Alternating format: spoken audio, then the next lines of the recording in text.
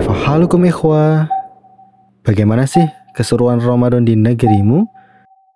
Yuk simak hanya di Al Iman TV, Ramadan di negeri orang.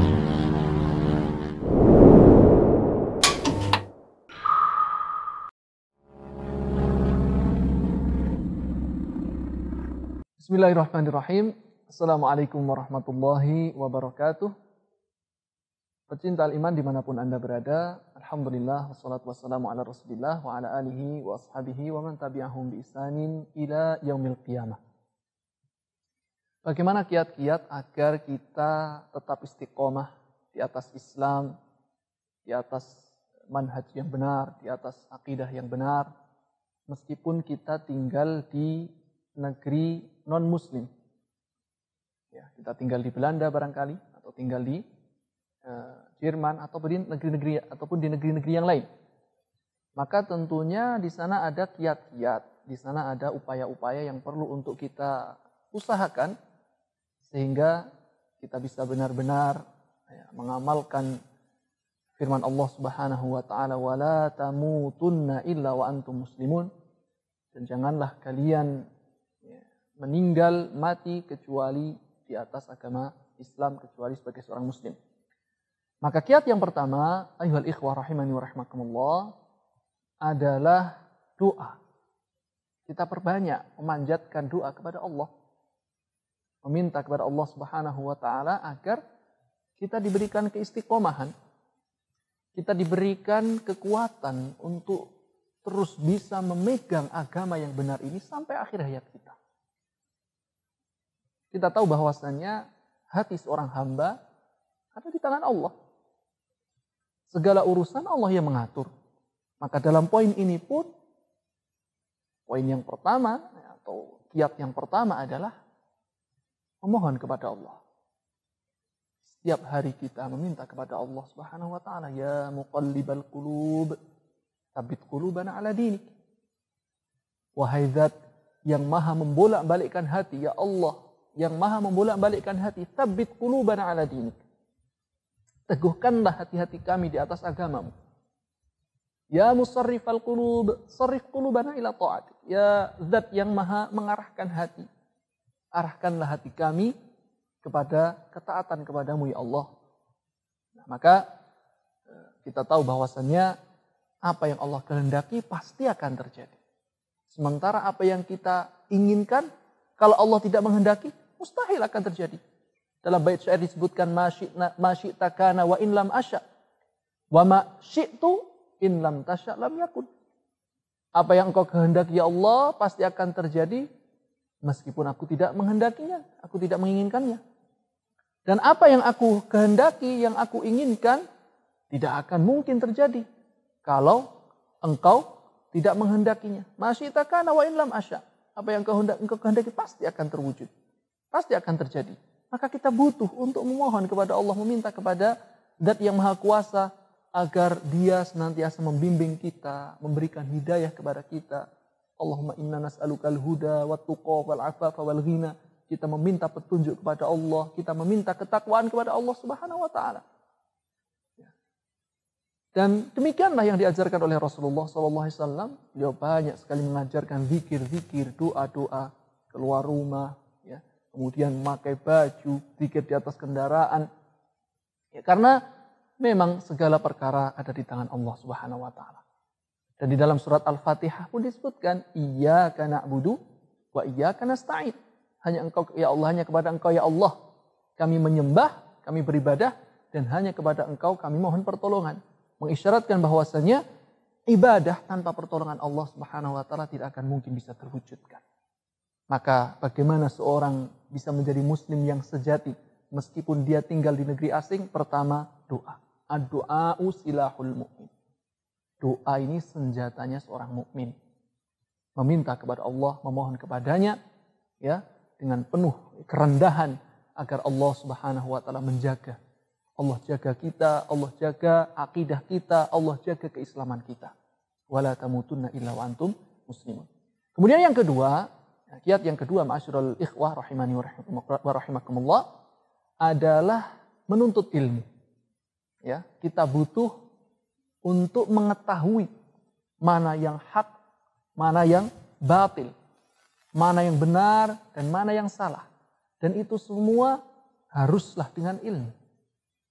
Terutama ketika antum memasuki negeri yang kemudian di sana Islam minoritas, kaum muslimin sedikit dan kebanyakan adalah orang-orang non-muslim, maka akan antum banyak jumpai ya perkara-perkara yang sebelumnya belum antum dengar.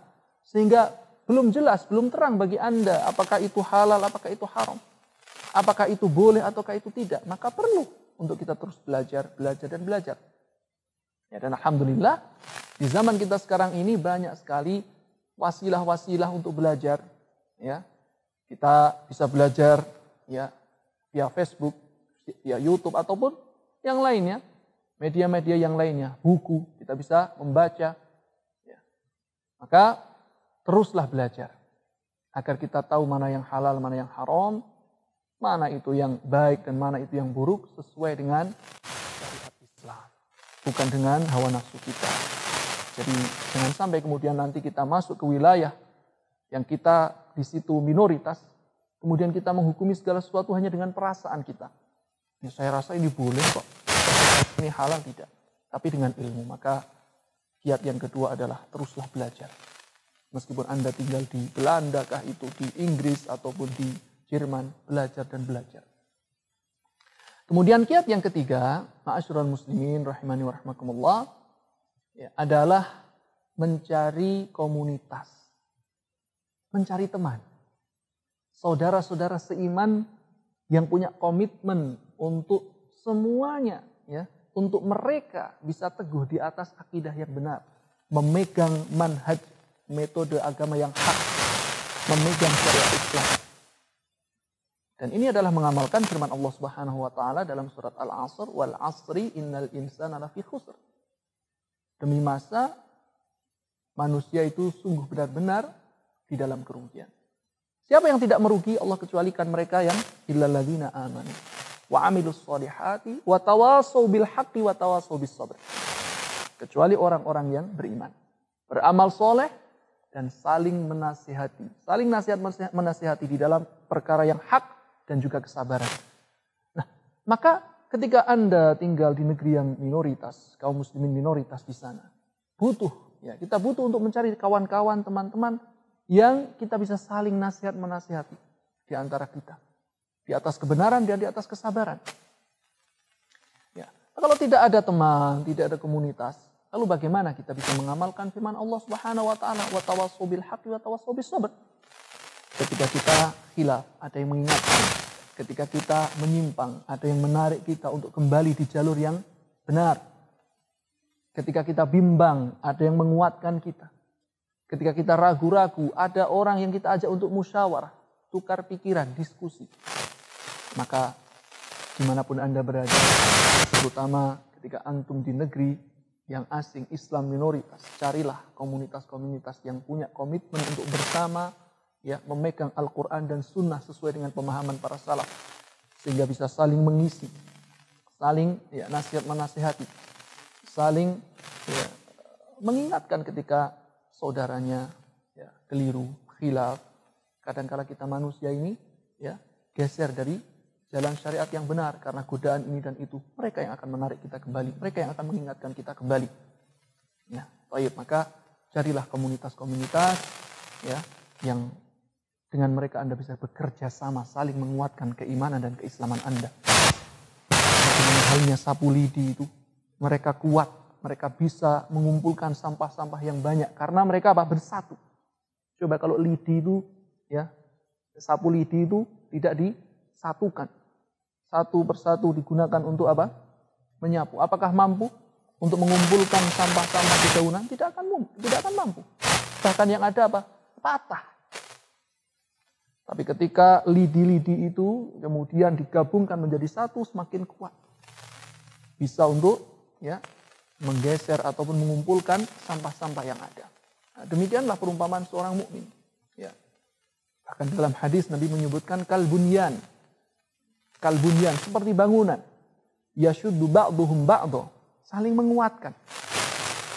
Nah, oleh karena itu, ini kiat yang ketiga, carilah teman, carilah komunitas. saling menasihati di sana, saling mengingatkan di atas kebenaran dan di atas kesabaran. Nah, kemudian yang terakhir barangkali yang bisa kami sampaikan,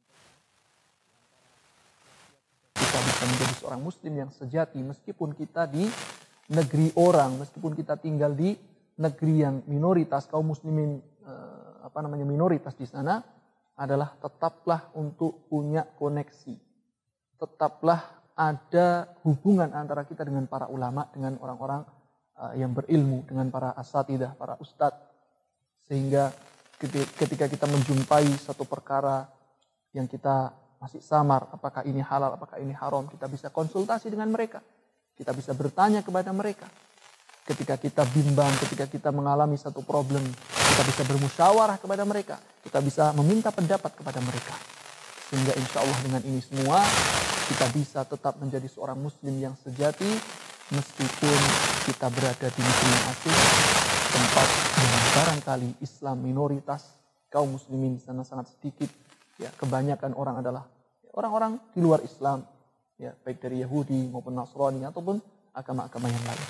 Jadi yang pertama adalah doa, kemudian yang kedua menuntut ilmu, terus menuntut ilmu. Kemudian yang ketiga, carilah kawan-kawan yang soleh, carilah teman-teman, ya, komunitas yang saling, ya, memberikan support kepada kita, yang saling memberikan dukungan untuk berpegang dengan Al-Quran dan hadis sesuai dengan pemahaman para salafus soleh. Kemudian yang ketiga, ya, senantiasa berkonsultasi dan bertanya. Fas'alu ahla dzikri in kuntum la ta'lamun. Bertanyalah kepada ahli ilmu jika kamu tidak mengetahui, jika kalian tidak mengetahui.